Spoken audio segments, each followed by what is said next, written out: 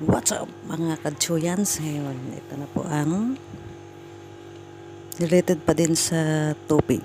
Yan po yung mga kailanganin natin. Yang coconut. Tapos, 2 pack ng glutinous rice flour. Tsaka,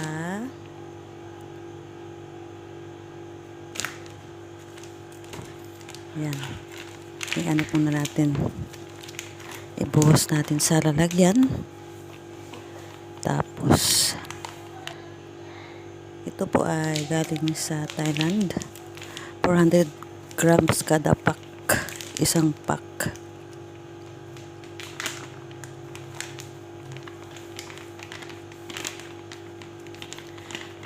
Kung gusto niyo bumili, dito lang po sa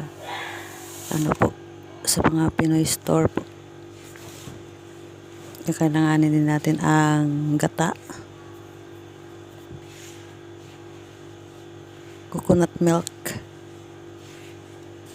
2 can ng coconut milk sa 2 pack na 400 grams na glutinous flour po.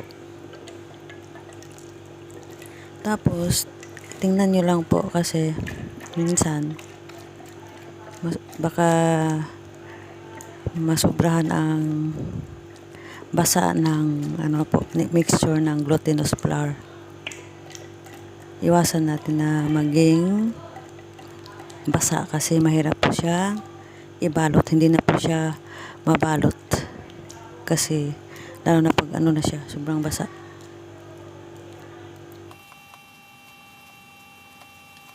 Halo-halo lang, halo-halo. Tapos na po siyang haluin. Tama na po yung niya, mixture po. Ito ang butter ay tinunaw ko po at saka nag-caramelize po ako ng white sugar. Kunti lang para optional lang po to itong pag-caramelize ng sugar kasi gusto ko maging may kulay ang itong magiging tubig natin. Tingnan lang natin ang resulta. Kunti lang kasi ang ginawa ko, baka masobrahan na ng tamis ang nilagay ko. Yan, haluin lang po siya. Kutsara lang po, hindi ko na po siya ginamitan ng whisker kasi maano na po to. Kayang-kaya lang po ng kutsara ang gamit.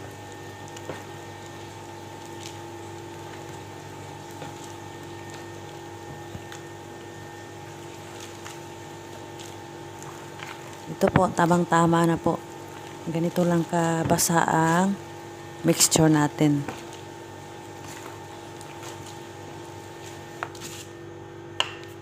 Lastly, nilagay ko po itong coconut po. Pwedeng 2 bote po, pero isa lang ang ginamit ko. Maganda yung presko po, sana yung fresh. Pero may fresh dito pero sobrang hindi mura. Sobrang na po, tigas. Ito kay makapuno man. So it means po siya. Hindi siya matigas. Kaya pinili ko na lang ang nakabote po. Yan, i-mix siya, ihalo. Yan. Mas malinamnam yung fresh talaga pero okay na din to kasi malalasahan mo din ang ang niyog. O makapuno po. Yan, ready to balot na po.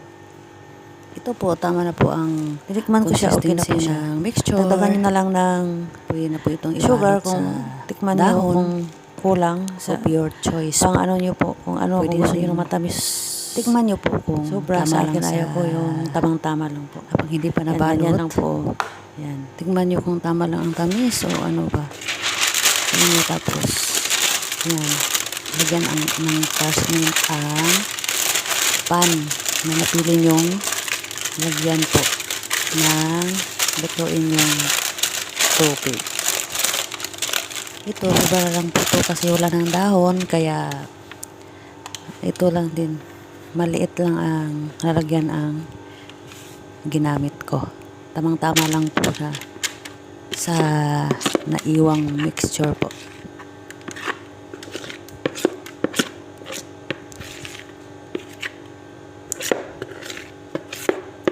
Nag-preheat na po ako na oven up and down in 280 degrees Celsius. Pwede din 200 Celsius. Preheat 10 to 20 minutes. Then cook it for 30 to 45 minutes po.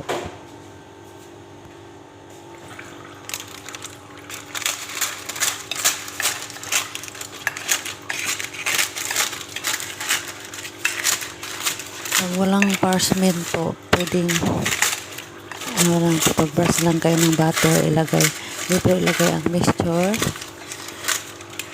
Mag-brush ng butter sa lalagyan. Pwede po yan.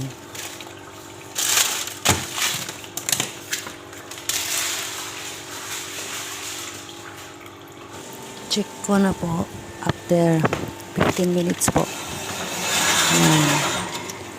Kasi kailangan din i-check kasi minsan din ay bigla na lang siyang maluto.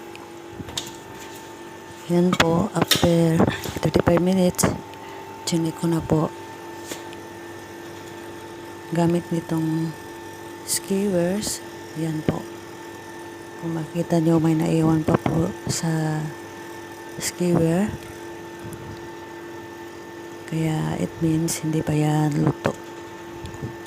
Dapat pagtusok mo sa tubig ay walang maiwan sa stick po.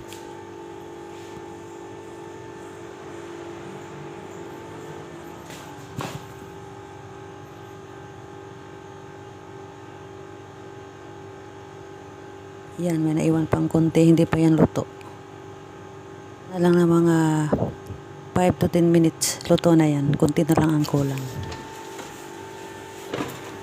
Yan, after 10 minutes, yan po. Pwede na yan.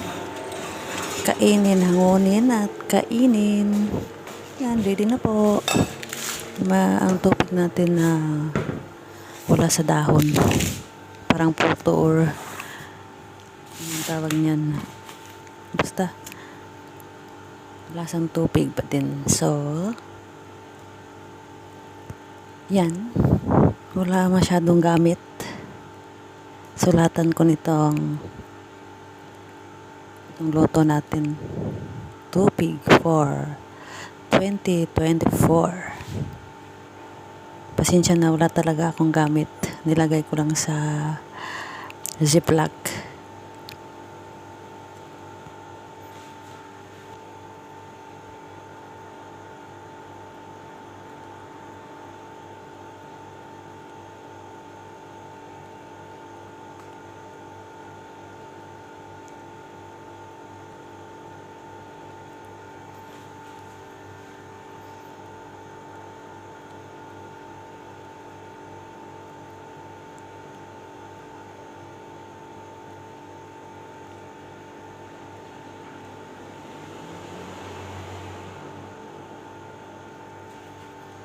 Try na din yung magluto ng your own topi, guys.